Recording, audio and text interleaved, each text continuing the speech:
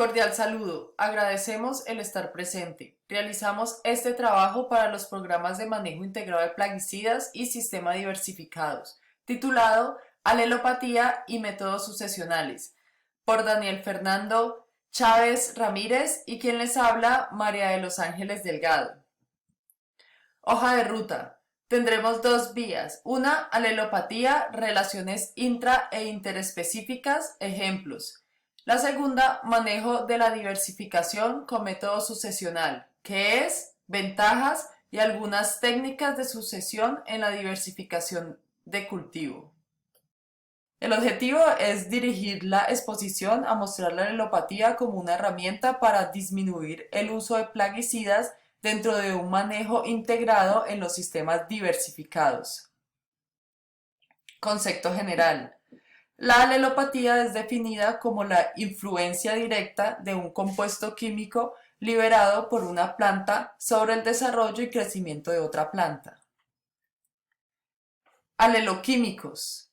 Es una sustancia química liberada por un organismo que ejerce efectos conductuales o fisiológicos generalmente adversos o beneficiosos en otro organismo. Entonces, la inducción de aleloquímicos se ve mediada por estrés ambiental, en este caso la alta luz UV produce reacciones en la planta, el ataque de patógenos o de plagas y heridas realizando labores de campo físicas o mecánicas.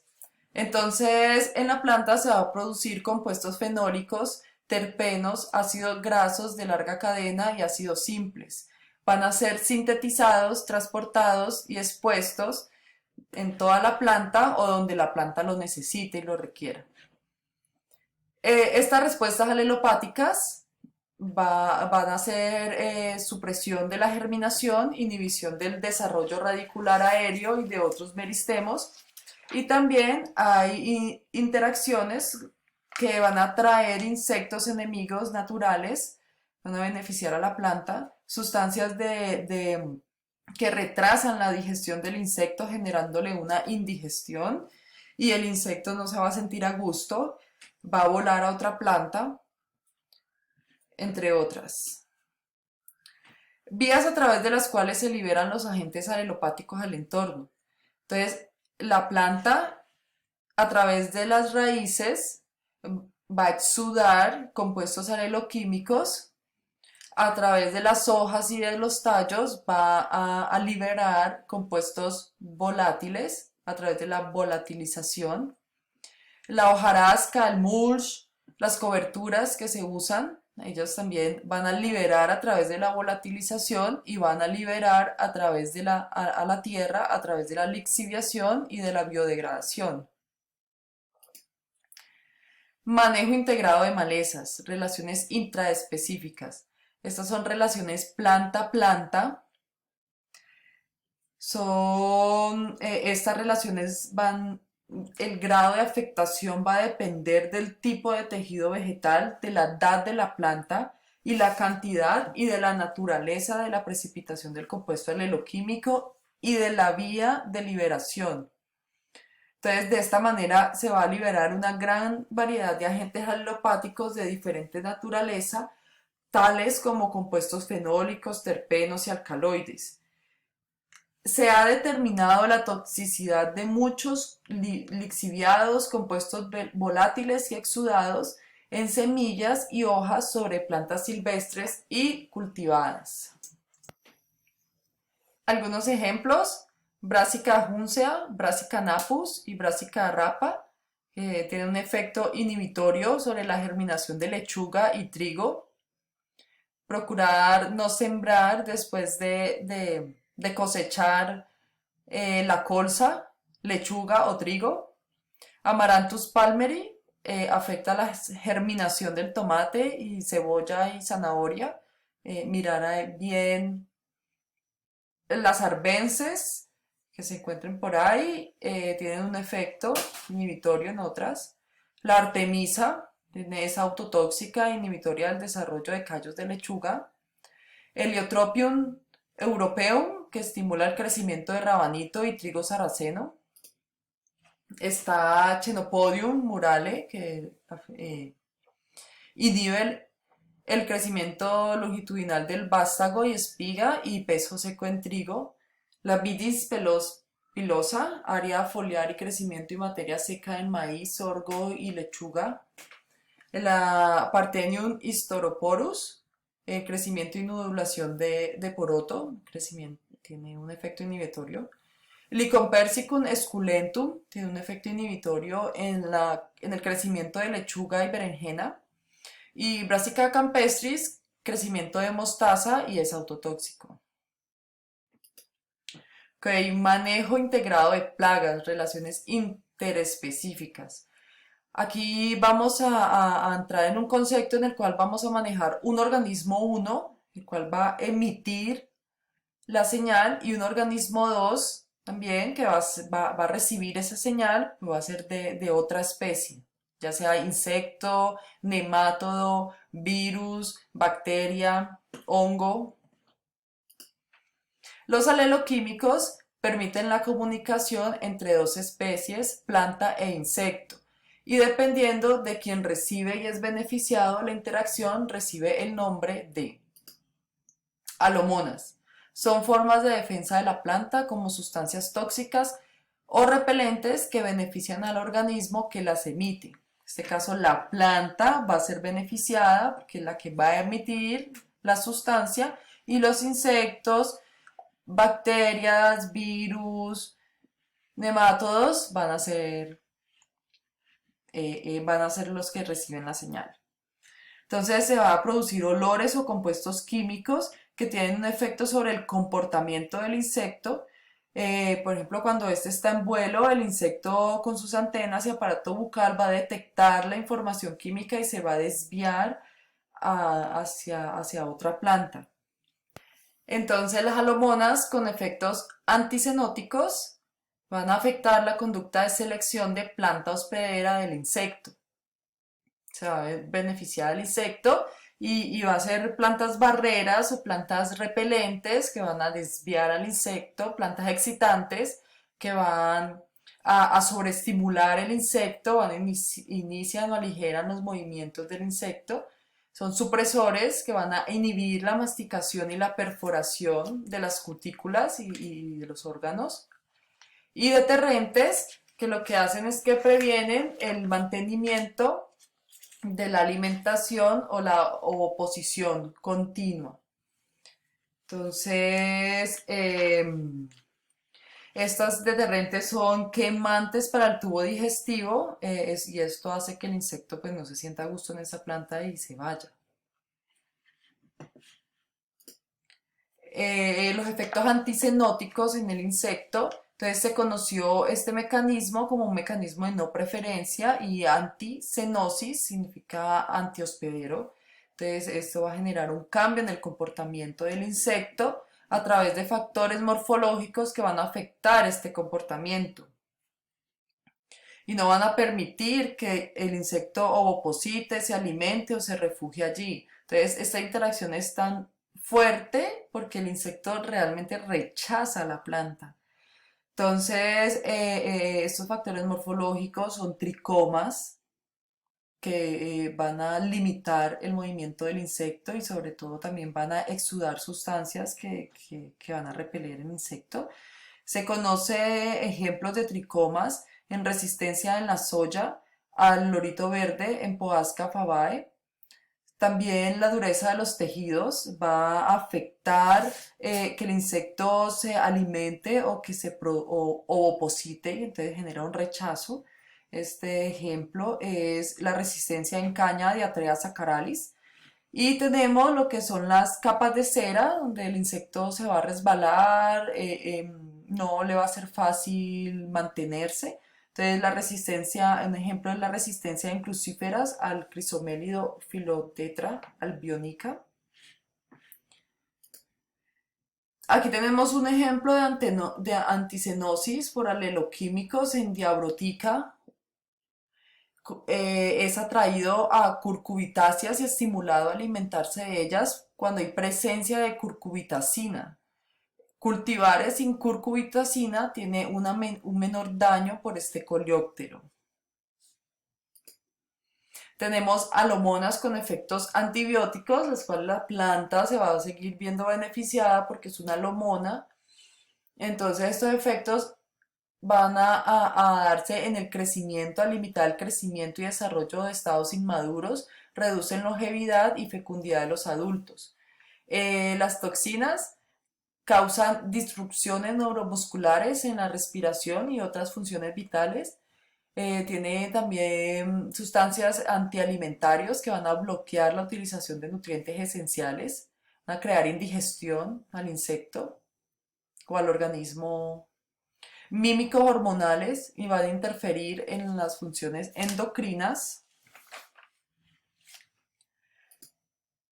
Los efectos de antibiosis en insectos son la muerte de estados inmaduros, la tasa de crecimiento anormales, las fallas en procesos de empupamiento y de emergencia de adultos, la fecundidad y fertilidad reducidas, la emergencia de adultos muy pequeños o malformados y la conducta anormal. Esto se va a ver reflejado en reducir las tasas de población del insecto blanco. Las cairomonas. Las cairomonas se va a ver en una relación donde el organismo uno, que es la planta, va a emitir la información, pero no se va a ver beneficiado. Y quien la recibe sí se beneficia. Entonces, son atrayentes, disuadores, retardantes o estimulantes de oposición o alimentación y son compuestos químicos cuyo efecto es beneficiar al receptor. Esta respuesta adaptativa se refleja en el insecto, el cual prefiere orientarse hacia la planta, siendo atraído y permitiendo el desarrollo y crecimiento. La planta tiene compuestos que le gusta al insecto, al organismo 2, favorece la ovoposición y la alimentación continua.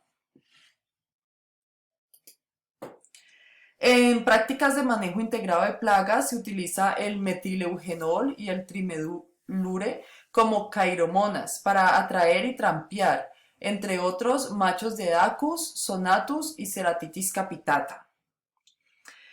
Estos compuestos tienen un efecto mímico y son compuestos de paraferomonas. Sinomonas. Las sinomonas marca una nueva era en la resistencia varietal, abre un campo nuevo y amplía la visión de las relaciones. Este va a favorecer al emisor y va a favorecer al receptor. Entonces, aquí vamos en relación con resistencia varietal y control biológico.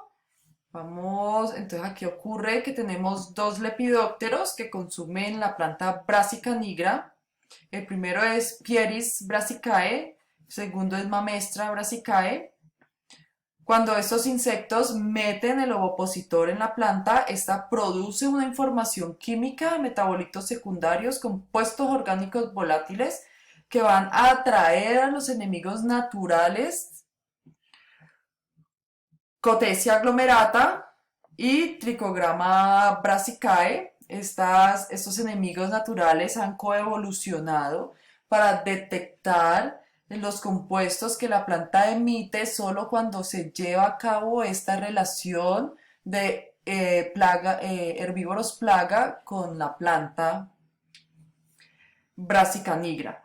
Entonces estos parasitoides son atraídos por esta relación, se benefician. Entonces aquí todos van a ser beneficiados porque la planta permite que los herbívoros se posen y también permite a los parasitoides llegar.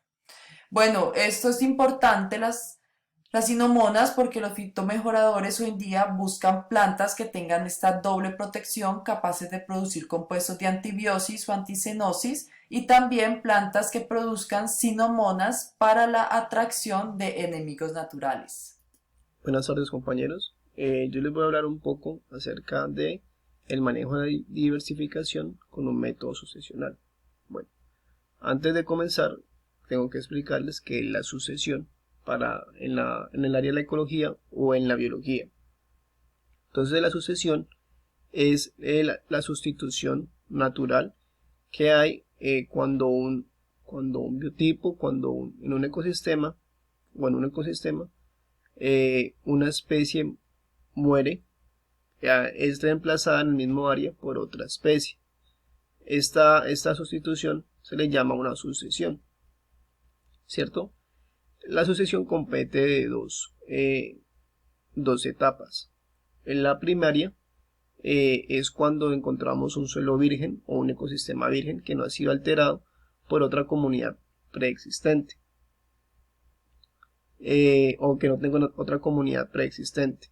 Y la secundaria es todo lo contrario, cuando ya existe una comunidad preexistente y es alterada, ¿cierto? Entonces esa evolución a veces es interrumpida por comunidades como el hombre, que alteran ese ecosistema o esta evolución. Entonces también voy a hablarles un poco acerca de qué es un cultivo diversificado. Entonces la diversificación del cultivo es aquel tipo de agricultura que usa cosechas múltiples en el mismo espacio, imitando la diversidad de ecosistemas naturales y evitando los grandes aportes de las cosechas únicas, y eso también incluye la rotación de cosecha y el multicultivo o policultivo. Entonces existen ciertas ventajas a la hora de utilizar este tipo de diversificación de cultivos. Una de ellas es que el rendimiento es mayor, ¿cierto? Cuando se hace una siembra determinada en un área sembrada como en un policultivo, y este equivale en el mismo área, digamos en una hectárea, se siembra en un monocultivo, pues el rendimiento va a ser mayor a largo plazo, ¿cierto? Cuando se hace ya la cosecha total en el policultivo. La rentabilidad económica de los policultivos suele ser mayor que la de los monocultivos, que crecen en áreas equivalentes, ya que se distribuyen los costos de manejo en las distintas especies cultivadas en el mismo sitio. Además de eso, a la hora de ver una cosecha, pues los costos, digamos, van a verse balanceados cuando hay una baja, de pronto baja de precios por la demanda en alguno de los productos. También existen pues menos riesgos de pérdida de cultivos y por ende mayor estabilidad. Por ejemplo, cuando llega un patógeno o una plaga a un cultivo establecido, pues si hay un policultivo va a ser una pérdida menor, ya que no van a ser la misma especie y por ende la interacción va a ser diferente. Bueno, también les voy a comentar un poco acerca de la comparación entre un ecosistema natural y un ecosistema agrícola.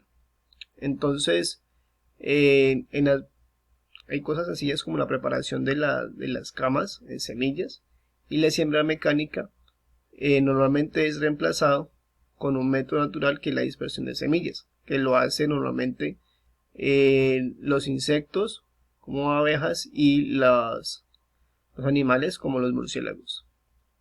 También los plaguicidas químicos normalmente reemplazan los controles naturales de poblaciones de insectos, malezas y patógenos. Y la manipulación genética reemplaza los procesos naturales de evolución y selección natural. Bueno, el hombre al hacer una agricultura, ¿cierto? Normalmente está haciendo una interrupción de la sucesión, ¿cierto? Cada cultivo que se planta representa la primera etapa de la sucesión que no es persistente ni estable. El objetivo del cultivo es obtener la mayor cosecha posible. La interrupción constante mantiene el agroecosistema en las etapas tempranas de la sucesión, donde se logra la mayor proporción de producción neta o biomasa cosechable. ¿Qué quiere decir eso? Cuando el hombre hace una siembra, está comenzando la primera etapa de la sucesión. Cuando él saca la cosecha y saca también la biomasa y los nutrientes del suelo, está haciendo una interrupción de esa sucesión normal, ¿cierto? De la sustitución que debería haber normal de la especie. Bueno, También les voy a mostrar un diseño de los agroecosistemas de la sucesión análoga.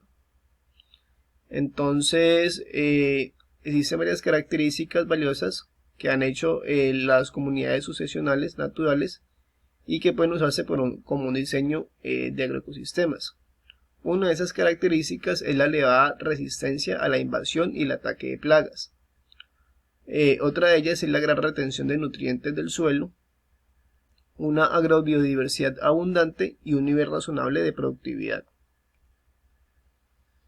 Bueno, también les voy a hablar un poco acerca de los principios ecológicos de este diseño sucesional. Uno de ellos es aumentar la diversidad de especies, ya que promueve un uso más completo de los recursos, tanto de nutrientes como radiación solar, agua, etc.